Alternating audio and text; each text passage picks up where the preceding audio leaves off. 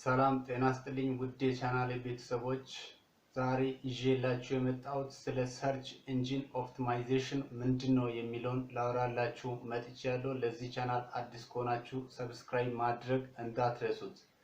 እንግዲህ ሰርች ኢንጂን ኦፕቲማይዜሽን ማለት ከመጀመሪያ ከኪወርድ ነው የምንጀምረው። ኪወርድ ማለት ሰርች የሚደረጉ ቃሎች ናቸው።